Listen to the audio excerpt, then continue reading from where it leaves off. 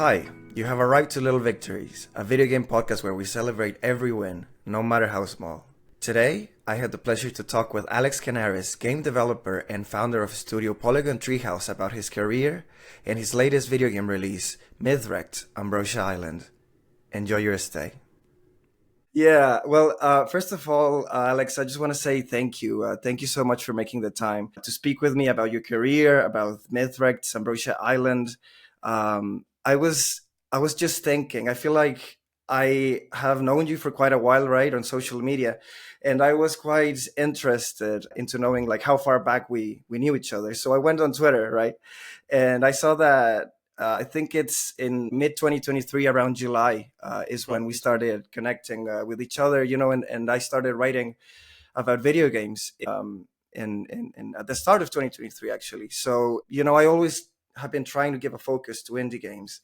So, seeing your progress with Mythwrecked all the way to a release, being able to review it, I don't know. It's been a really, really great experience to get to know you throughout all this period of time. And how are you before we start the conversation? Yeah, really good. It's like it's quite cold in here in Scotland at the moment, but we're kind of used to it now. But yeah, everything's cool. Like we've been kind of enjoying a little bit of a breather since Mythwrecked launched, having like a decorating my room, sorting out some DIY stuff, and having a little think about what game I might be working on next. But yeah, it's been feeling pretty relaxed at the moment, which is nice. That's great. Yes, I was. I hadn't noticed, but like the contrast, right? Because I said, well, what shirt should I put on? And well, we're going to talk about Mythwreck, so I said, well, why not one of these, floral kind of shirts, which I think goes with the theme of the game. But then you're all bundled up. So yes, Mexico right now is not. It's not hot right now. It's just waves of cold, and then it gets warmer. But yes, well, let's jump right in. I wanted to say, first of all, I always love talking about this with everybody who I speak with, because we all come from very different backgrounds, as I just said. And it's always very interesting to see because it sets the parameters, right, the background of who we are, and how we became who we are. So yes, I wanted to ask, what did you play?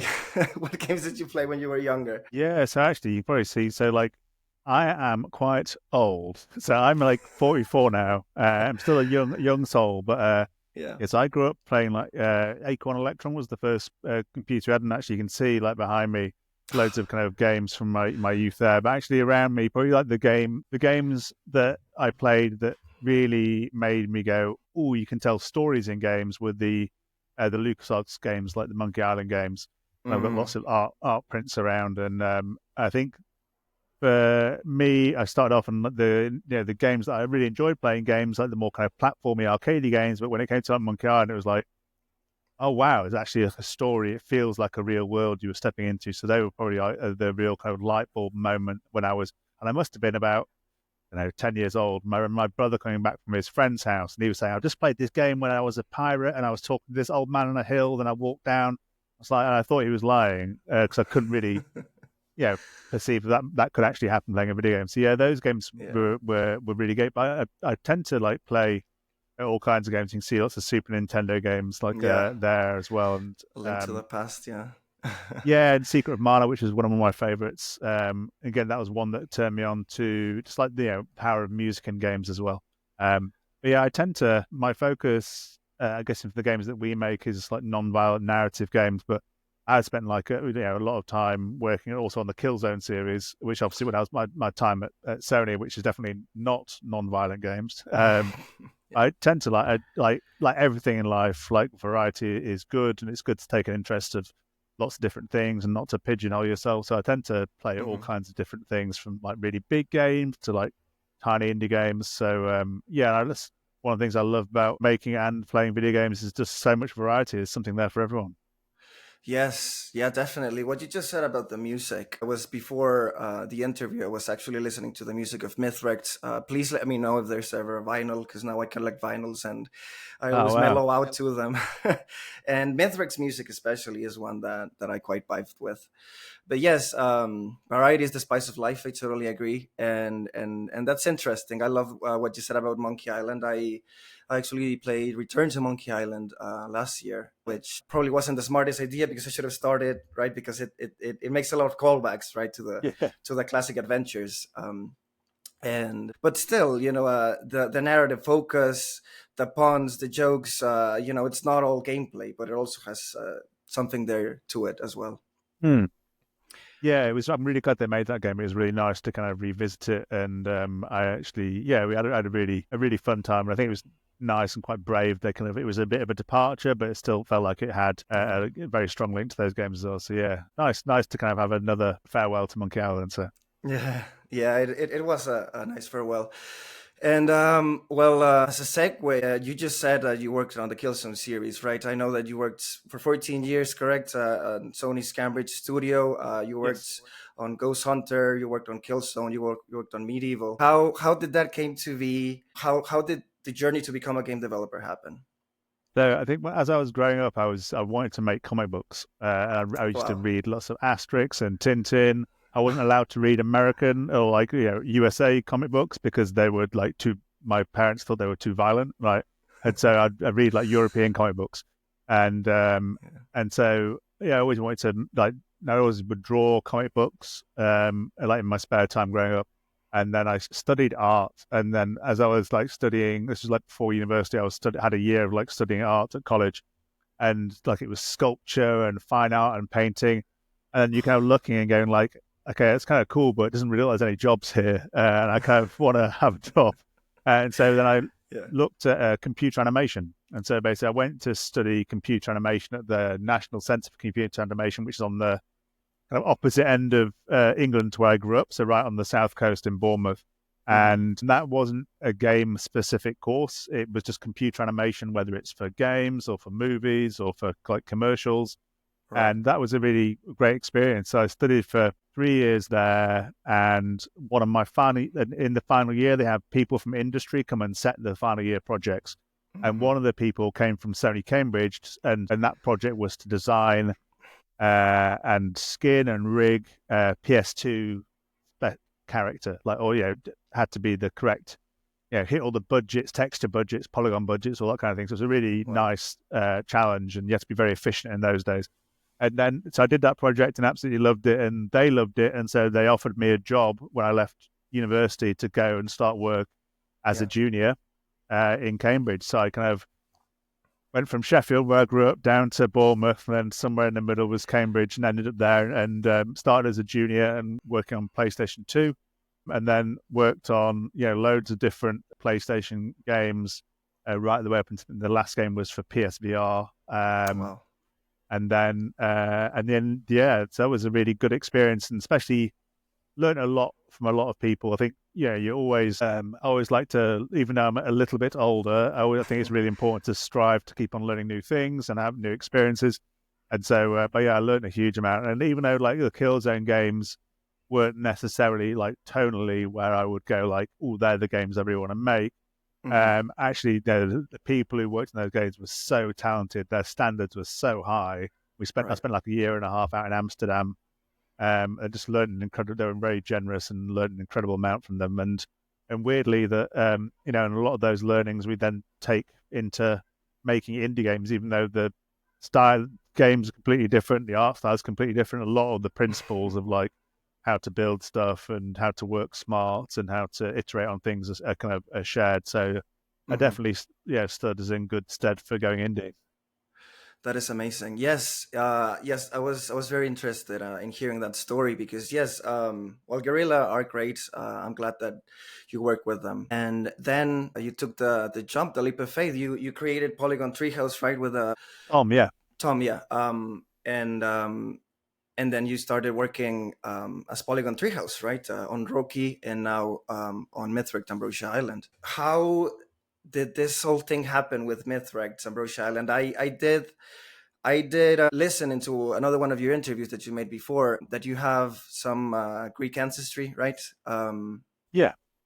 Yeah. So yeah, my surname is very Greek, and people are always surprised that I think like when I go to Greece on holiday, people Mhm. speak to me in Greek. So there must be something in my face that says Greek to the Greek people. But Yeah. I can say like a few words, Hmm. and the other side of my family is Irish, so I Wow. sun, but I get burnt in the sun very quickly.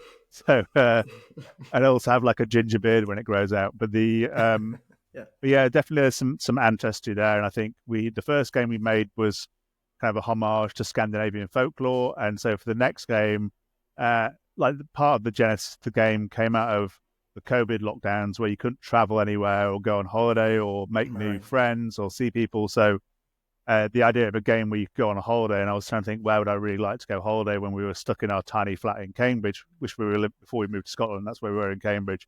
Uh-huh. So we were kind of stuck in this flat, and there wasn't really that. It's quite a small place. Not that in Cambridge, not that much to do when Hmm. in the COVID lockdown. So Right. yeah, I started thinking like, where would I like to go on holiday? I'd love to go on holiday to like a Greek island, and well, who would you meet there? And so the idea of like, okay, what happens if you met the Greek gods? You went on a holiday and you met the Greek gods, and then it just kind of went from there. So Yeah. Wow. That is, yes, that is fascinating. First of all, I love the beach. I haven't been able to go to Greece, but yes, at least in Assassin's Creed Odyssey, I did go to Mykonos, and I've seen pictures, right, and it all looks absolutely beautiful, like a real paradise.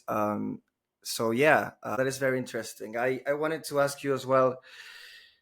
The first demo of Mythwrecked Ambrosia Island came out in 2023, correct? yeah, I think so. And on Yeah, Steam, I think it was on Steam, yeah. And then you relaunched it in 2024 up until the game's release. What would you say? Because you shared the animations, you shared the 3D models, you shared certain aspects of the game. Getting closer to the release, what would you say would be the most difficult aspect of delivering Mythwrecked? um, yeah, it's been really interesting. I think there's been lots of challenges along the way. I think because it's quite a unique game. Like you could necessarily, it's like a platformer, or you wouldn't be able to say like it's not a point and click adventure game. It's Hmm. quite like weird in some ways. And I think in some ways there's been a big challenge in kind of communicating what the game is because I think when there's so many games, it's like you need to have something that really kind of communicates quickly to people so they can understand what it is. I think there's definitely been a challenge there. I think as we started to get through and we started to say it was like um, a short hike meets Ace Attorney, that gave people like a bit of a shortcut to kind of understanding what the game was like. But I think also in trying to innovate and make a game that's kind of like a bit different and a bit off the beaten track, um, there's Hmm. almost like more things to resolve. So there's been lots of things to resolve as we go. One of the things with the island's quite open. It's like a sandboxy island, and you've got lots of freedom to go where you want. And so I think one of Hmm. the challenges probably towards the middle of the game, which we hadn't maybe perceived at the start, was giving the player all the information they needed on the Ambrosia decks and the map and the to-do lists and all the little things to Uh-huh. make sure that they didn't get lost. And at any point, they could just go, okay, where do I go next? Think, and then they could have all the options available to them, all the information, so then they can choose what they want to do. Of I think course. that was much more work than I was expecting. Just to get all that information there, and also to have it in a really like a friendly, displayed in quite a friendly, fun way. So it wasn't like I'm reading like a manual. Hmm. It felt like it was very easy to understand. So that was definitely a lot of work. But no, it's been really that side of things. So I was like, that's a huge amount of work to do all that stuff. But it was amazing to see that aspect of it called out in reviews as well. People were saying like, I Hmm. don't really need to write a guide for this game because the guide's kind of in the game already. Hmm. And people calling out how good the UI and the UX experience was in the game. So Hmm. that was really good. And it's one of our mottos was kind of frustration free adventure. That's what we really aim Hmm. to do. And I think we want people of all abilities to be able to like play the games. There's no real time pressure. Yeah. And so having some of that smooth experience was it's definitely something we constantly try and strive for that smooth experience. Right. Yes, I do have to congratulate you in that regard because I was reading my review just as a refresher, and it is true, and I do mention it on my review as well about how you first start with Hermes, and we'll touch upon that a bit later. You start with Hermes, and then the rest of the map opens up, and then you think that, well, I meet this other god, and then I'll have to do his quest line, and then I'll have to do the next one and just go on a linear path. But then you realize, no, you actually can, go whichever way you want. So that blew my mind a little bit. And that also made me feel less of a pressure to explore the island and to just chill and go wherever the Ambrositex would take me. So I think that you achieved that goal, but I didn't Awesome. really think how difficult that would be. Yeah. All right. Well, going back to Hermes, something that I really love about the game, and I just mentioned the soundtrack. I think that the musical cues, the sound effects really bring the point home, right? So we're not going to get too deep into spoilers here, but we know that the gods lose their memories, right? They have amnesia. Um, and then as you bring them key items so that they can remember who they are, these sound effects and like the close up in the camera just brings that point home that they're having a moment, right? They're remembering that eureka moment. Um, what were you inspired by with all of these sounds, with all of these sound effects and music?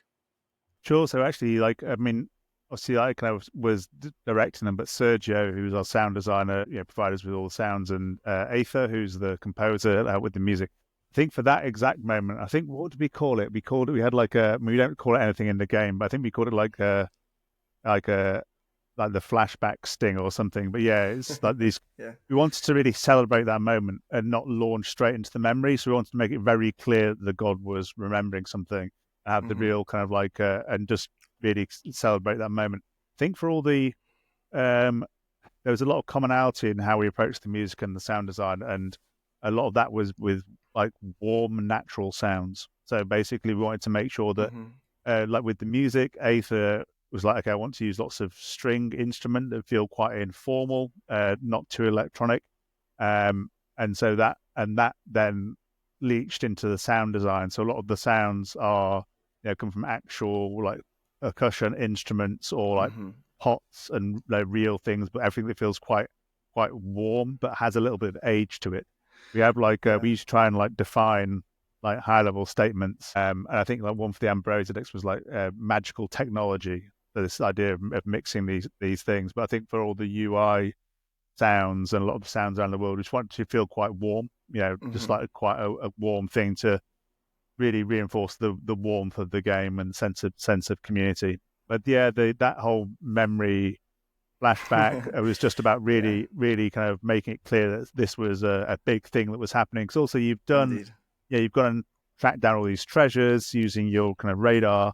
So you've done all this like adventuring to try and questing to try and find these things. So when you deliver it, we didn't want it to be like blah blah blah. You want to be like this big celebration of like the player. The player has done it, so we wanted to kind of reward them with something that was like fun and celebrated their achievement.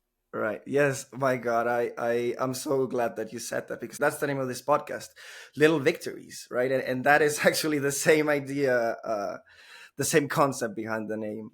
So I'm glad that you mentioned it. It is true that you get to feel that reward by helping him, and also those dialogues. They're so rich and they're so precise, in with what they're saying. Going with the flow. And yeah, we'll brush upon that a bit later. I wanted to ask you as well, going deep into the characterization of the Greek gods, right? They're some of the most famous gods in all of mythology, right? As I said in my review, it's not a retelling, but a reimagining in many ways. And I quite liked, the art direction. You as the art director, right? How did that process came to be? Yeah, so we're a tiny studio. So in terms of like, the character stuff, I drew the character designs, I made the 3D characters, I animated them all. I didn't do the voices, but there was a lot of stuff there. So yeah, the jumping off point was like, and the whole setup of the game is like the Greek gods never went away. They've just been living on this island, but they've forgotten who they are. So the idea was like, what would the Greek gods be like today? And so I also want to make them quite relatable in terms of like, problems that you or I or anyone may face in today's reality. Because having Greek gods who are like these incredible beings who are perfect, who are like in their white togas, just feels really boring to me. And so like having some fun with them and going, right, well, people. I know I definitely had points in my life where I've worked too much. So it was like, okay, well, that's something I know a lot of people struggle with, especially in today's world. So maybe Hephaestus works too much, and he's kind of like struggles to disengage from his work. Maybe Hermes is quite anxious. Maybe Zeus is a bit of an egomaniac. And actually, it wasn't that hard to look at the original myths and go like, right, what is the link to what some of the issues that people are facing today, and just having a bit of like fun with it. And most of them just really easily presented themselves. Yeah, it was really really good, and actually, it's been really nice. There's a really big classics website called Working Classicists, and they're like proper classicists, right? So and they reviewed the game and really embraced that we had fun and like went with and tried to make the Code of Gods relevant for today. And I think the key thing I always think about with this is myths were stories that people of the time told themselves or created to make sense of the world around them. Why does the sun come up? That kind of thing. And so like we live in a different world today, but our myths and Mythwrecked should be about trying to make sense of our world and the kind of world that we find ourselves in. So so like Poseidon being concerned about climate and the oceans. Yeah, it's and Ares about like anger management and like what is a war. Do wars ever end? So there was generally like lots of easy things, but as soon as we get right that we need to relate the gods to our world, what aspects do we want to have each one focus on, make sure they contrast with each other. But that was really fun to do. I think one thing I was going to remember to say is that obviously I did the designs and created the characters and animated the characters. The voices were actually all done by Greek actors as well. So we were really lucky to have, with Rurky, our previous game, we worked with Scandinavian actors, and that worked really well. Because even though the characters aren't fully voiced, we have this like emote system. You still get the odd word of Greek thrown in there, and I think even in intonations of how people speak, you get like a little hint that where they're from. So we worked with Daphne Alexander. She did the voice for the female gods, and Konstantinos Rapanis, who was in Athens. We did like a remote recording session. He did the male gods, and that was really fun. And obviously there's the writing as well, and lots of different things pulled together to make the characters. But we had lots of fun with them, and I kind of I grew quite attached to them as we were making the game. So it's kind of strange now the game's out to kind of say goodbye to them in some ways. Yeah, I did wanted to say that the vocal expressions really do convey a lot of emotions. It's a choice to not have it all narrated, with voice actors, but it still enhances the writing and the animation of the characters as well. So I think it's an interesting choice that I quite liked. It makes it stand out. Thanks. For me. Yeah, we did, like in our first game, we did lots of experiments with that stuff, and we found then when we did some recordings for fully voiced lines, and we found that a lot of the time people skipped them because people can generally read faster than people can speak. Yep. And so that felt very strange. And also, like, we have a lot of like words in our games. So like I think our first game, Rurky, was about 35,000 words, and Mythwrecked was about 45,000 words. And if we did want to record all of it, it probably like double the cost of the entire project because we are quite a small team. And so I think with the emote system we found had like a good thing where we still wanted some of that human connection and the emotion, because then it makes it easy for the animation as well, because the animation doesn't have to do all the work. The voice does quite a lot of work as well. And it's an option, like if people don't like them, then they can just turn it off in the menu as well. So people have that choice to kind of just turn the voices down to zero. But yeah, it definitely feels like it adds a lot. So. Right. Yeah. Well, one of the questions actually was that using Greek gods to discuss modern day ideas, which you have already answered. And yes, that is beautiful. We have to update all of these stories to modern day issues that we are all kind of struggling with nowadays. What you were mentioning about the Greek gods, I had not thought about it myself in the beginning, but once you actually go and meet them, and at the beginning they're quite mean, right? Ares and Zeus. I was actually thinking, they're gods, so they have the power to like turn you to dust or whatnot, right? So that preconception, that notion is quickly dissolved once you actually get to engage with them, and once you actually like disarm them with a more human touch. And I think that artistic choice really does help with the whole vibe of the game. Yeah, we definitely wanted to feel like you want to feel like there's some change over the game, and so you're meeting them and they're like very frosty, and also like Yeah. the game started to make sense, and we realized this is a family essentially. And they've all gone off to their different parts of the island and like shut the door, and then they all almost become like quite scared and fearful of each other. And so that's the thing about society and divisions in society, and like when people have sealed themselves off. So the whole thing about you like re-galvanizing this family and bringing them together was nice. So it was, and also it kind of felt nice that if you meet them and they're kind of reasonably happy to start off with, nothing really changes. So actually to have them go from being quite guarded and fearful and not trusting of you, and the whole loop of the game being around friendship and earning that trust, it kind of gave us somewhere to go, and that kind of made it more fun. Like you meeting someone and they're kind of like grumpy, and then you can win them over.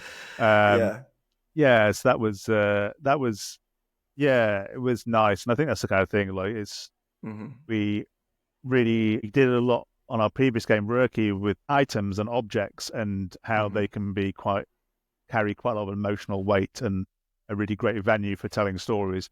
And so with Mythwrecked, we wanted to return to that and have the flashbacks that are triggered when the gods are remembering things. They're quite personal, vulnerable stories. Ultimately, we want a lot of humanity in our gods, and to have quite a vulnerable side and to open up to you at that moment where you've helped them recover their memories. That was I think it was just quite a neat way of telling each god's story. Right. Yes, I do have to say that there were two moments that really sold the game for me, right? One is the one that I just mentioned about Hermes and, remembering. And Alex, she wanted to get away from everything. I love that in the dialogue, she even says that she answered emails the night before, right? She gets stranded in this island. So she still has this grind mindset going on, which I think we all have in some way, right? We're all creating content or working on the next thing. So it really is a breath of fresh air to have games like Roki and Mythwrecked and Ambrosia Island, which I'm glad that I can, give it a spotlight. Honestly, that's awesome. Yeah. I think that's I think it's the thing with Alex. Like, we wanted her to be quite relatable as well. And again, like, well, it's almost like have this weird adventure to be taken out of your life and everything that's going on, and just like make it quite I guess that relatable. So everyone's got an email they've put off responding to, or like gone, oh, I can't be dealing with this, or going like, I've had enough, or or like, I was another bill, or this and that. So I think we just wanted to make her kind of just from the get go, like we don't really delve into like Alex's like backstory that much in the game. We just hint it in various places. That was a very intentional thing, just to give like a few hints. But they're kind of like an every person. There's always something that everyone can relate to with her. Yeah. And thank you so much for your answers. And I can say that in the final act, it all really does come together. The conversations, the character developments, always the tinge of humor as well, which I always appreciated in some of the dialogues. And while yes, there are some very vulnerable moments, there are some other moments where they can joke around, which I appreciate the nuance. Yeah, so we have this like when you're making games, sometimes you'll have like an X statement or like a tentpole thing or like a mantra or a theme that you kind of like have, which is like the whole game must be like this. And so for us, like the tonal thing was modern Saturday morning cartoon, and so that was kind of like the kind of tone that we wanted. And so at any point, we definitely didn't want the game, and tried very hard throughout the development to make the game not become overly serious or overly sad, because like when we started making Rookie, we were like, this is a game about Scandinavian folklore, it's like a fairy tale, and then became an incredibly sad game. And like people, I mean, some people cried playing Mythwrecked, but like Rookie, just another story about a fractured family, but also about loss and about coming to terms coming to terms with loss. And so Mythwrecked, with COVID was happening, it was like, I want to make something that's a real celebration of life, a celebration of family. I Mm-hmm. think being like artists, we can't help but some of the concerns we have about the world creeping in. Mm-hmm. But it was really, I wanted to have like weird, disgusting objects that you'd find. We wanted it to be fun, to be kind of creative. So even though, and to have lots of weird stuff happening as well, but importantly, retain that emotional core. Right. So that, but then we could, entertain people. We're making games to entertain people, so we can have serious themes and touch on them and connect with the player, but we always want to entertain them and have some fun. So yeah, there's moments, some lines when Mm-hmm. Alex is at the most peril, the gods are at the most peril, Mm-hmm. and there's some lines that are just like fun lines within that. Yeah, I can't really say what they are without spoiling things, but Yeah. I love. There's some of my favorite lines in the game.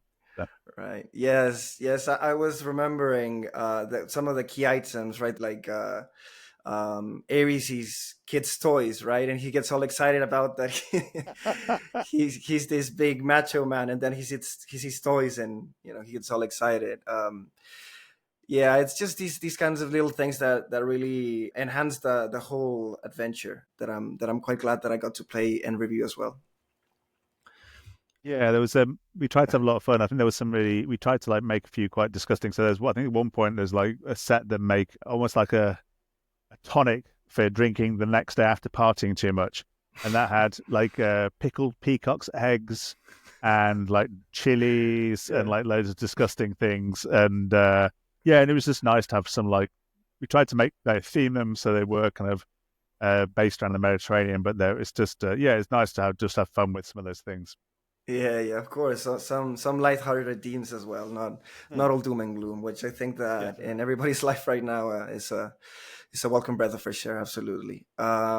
Well, so Mythwrecked Ambrosia Island came out in December 5th.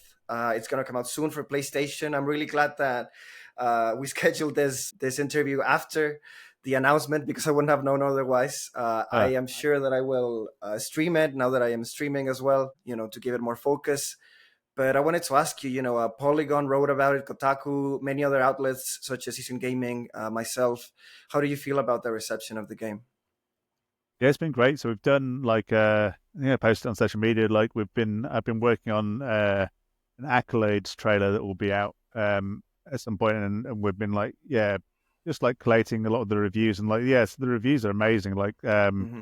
they've been really nice. Obviously, like I think some of I think it was expected in some ways, but like because we have been quite taking a lot of liberties with the kind of our version of the Greek gods. I think some people did want a more traditional, and they would have preferred a more traditional approach to the Greek gods. But I think that's Uh-huh. fine, and I'm kind of like happy that if the game is too like weird or too kooky or for some people that's totally fine. But yeah, it's been great. Like we've had so many reviews that have been 8, 9, 10 out of tens, and like Hmm. the Polygon one was really wild, and yeah, it was great to read your review. And generally, as like Thank you. developers, it's really nice to just have people playing the game and see what people make of it. But yeah, overall, we can't complain at all. There's been so many great reviews for it, so yeah, really happy and really happy about the news about it coming to PlayStation as well. Like Whitethorn revealed that, and CJ, who's the engineer at Whitethorn, who helps Uh-huh. out with all the porting stuff, it's kind of his focus. But we were we're really pleased, and obviously my connection to PlayStation as well. It's always going to be a special time when a game comes out to on PlayStation as well. So yeah, it's just nice, and like people's reactions to it as well, even outside of reviews. People playing it and just some people have been a bit tearful at the end, or like Hmm. always been asking people how do they find the ending and some of the things that are revealed like later on in the game. And that's Hmm. been always really interesting because when you're making a game, you're quite close to it. Sometimes, especially with a story, Yeah. it can be quite hard to see like, is this going to be a shock? Are people going to see it coming a million miles away? And so Hmm. it's been really interesting to kind of like get an idea of some of that stuff as well. But Yeah. yeah, no, it's been really feels really surreal now that I'm not like making it each day, and so like starting to Of think about course. the next thing. But no, yeah, it's been really nice, and like I think for everyone at Whitethorn as well, it's been it's just really nice to see it out in the world and people playing it and people enjoying it. Yeah, I love their identity as a publisher, Whitethorn Games. They're really Mm. great, and I'm looking forward to what other games they publish next. But yes, I remember this phrase, right? A game for everybody is a game for nobody. So I'm really glad that you stick to your guns with your arts and your decisions and the portrayals that you bring to the table, which is something. It's because it's a mix between personal and what was there, right? So it becomes something totally new, which I understand, right? As you said, maybe some people might not like that. They might want the traditional stuff, but there's plenty of traditional stuff already. So Exactly. Yeah. yeah, so yeah, I'm glad about that. Well, before we leave, I just wanted to ask you one last question. You mentioned at the beginning of the conversation that now you're, thinking about the next step, right? I wanted to ask before that, what knowledge have you carried? Uh, have you learned from Roki, the development of Roki, and now Mythwrecked, now that they're both out? Yeah, I think um take a lot of confidence from both games really. Though like I think in terms of like the how we make games and how we craft them, I think the Mythwrecked technically is a much better made game than Roku. We had much fewer bugs basically on launch, so that was been really nice Yeah. to see. And so like making the game more, but some like a boring technical point of view, definitely improving on that side. Hmm. I think on the storytelling side as well. Yeah, it's been really nice to do a second game, but still very clearly a Polygon Treehouse game. They have like a shared art style, a little bit Hmm. different. Misrect slightly more kind of realistic depictions, but still like pretty Hmm. goofy looking characters. Um, but yeah, it's been a huge amount to learn. I mean, I think like as the world changes and the gaming landscape changes as well, it's more and more important to have visibility for your games and building wish lists and all that Of stuff. course. So I think on that side we've learned to making the games any part of it, and then you have all that side of things. So I think the amount of stuff we've learned from doing different events and all that kind of stuff, and also Hmm. like social media and how much that's changed. Obviously, like I'm not using Twitter anymore. I'm more focusing on Blue Sky, and that's been a really big change and kind of scary to kind of like say goodbye to that thing we'd invested such a huge amount of time Yeah. into kind of like building a like an audience and connecting with people there. But True. I'm really enjoying Blue Sky. So yeah, I think importantly, it's like in some ways, like you learn like less from some of the things that have gone really well, like the art kind of stuff we know how to do, and that's been very easy. I think on the design side of things and Hmm. like this sandboxy world and all the the UI elements and guiding the player, definitely learned a huge amount of that. And I think Yeah. that's probably the biggest lesson of like not underestimating that stuff and planning for it from the start than just being like, okay, we have this island, you can explore it. Okay, people are not going to have any idea where to go unless they're just going to wander around aimlessly, and that's going to be really not great. So I think planning for Hmm. some of that stuff's been really good, but also just like a huge amount of confidence to tackle the next one, and Hmm. that there's an audience there for like Polygon Treehouse games and for non-violent adventure games. Yeah, I was reminded by what you just said, that the developers. I don't know if you've heard about this game, 1000X Resist. It's another Oh yeah, indie yeah. game that was quite well received last year, and the developers said that in, I believe it was March or May that the game was released, but in December it was their best month. That's when they sold the most copies, when people actually had like their year of 24 best of the year lists, right? And yeah, I think that you've been doing an amazing job. Now that you mentioned Twitter, I was looking at our interactions. You're not gonna believe this, because I couldn't believe it myself. You shared your Blue Sky, a screenshot of your Blue Sky account, and I said, what's this app? And you said Blue Sky, and I think that inadvertently, like you took me on that path, which Uh, I'm glad that I was at the right place at the right time as well. And that's all that we want. We want to promote indie games, to share the love, and to give visibility to the games that need it, right? Like Mythwrecked, Ambrosia Island. But yes, one last thing I wanted to say, about you thinking how it's so strange that now you're not working on it every day and it's out into the world. It feels, I've seen this, I've seen musicians say this a lot of time, right? Have this really passionate project work on it for years, and then eventually just, it's not yours anymore. It's part of the world, right? So I think that must be a very exciting prospect. I'm really glad that the reception was great, and yeah, it's coming out on PlayStation soon, so it will keep on growing. Yeah, no, absolutely. I think it's yeah, we found with Rookie, like our first game, it came out probably like 3.5 years ago, and like loads of people are still playing it now, like especially with the timeless art style. So we expect people to playing Mythwrecked for years and years and years, and that's the nice things about indie games. It can be timeless, and the stories are timeless, and and so it's I think that's the kind of path we'll continue on. But I just want to say, obviously a big thanks for you for highlighting indie games, and it's obviously that's the with all the not nice things about the world and social media. Actually, me to be sat in Scotland and you in Mexico, and we're Yeah. connected. We're half the world away, and to be able to sit and chat about indie games is actually a really powerful thing. So, yeah, really, really great to chat, and we really appreciate your support for the game and evangelizing about the game so much. So, really thank you very much. Yes, of course, man. Absolutely. It's one of my passions. A friend called me like the indie champion or something like that, which I am quite glad to be named that. That's very apt. Very apt. All right. Well, Alex, yes, there's a lot of power in talking about creativity and arts and passionate projects. And Mythwrecked, Ambrosia Island is most decidedly one of those things. So thank you so much for talking about it, for a little peek behind the curtain. And yes, I won't take any more of your time. I will let you know when this comes out. And much success with your future endeavors. And yeah, we will be playing and streaming when it comes out on PlayStation. Oh, thanks very much. It's been really nice. Thanks for having me on, and it's been really nice to chat and catch up. And and all the best of it as well. If you like the podcast, please subscribe to support the channel. Thanks for being here.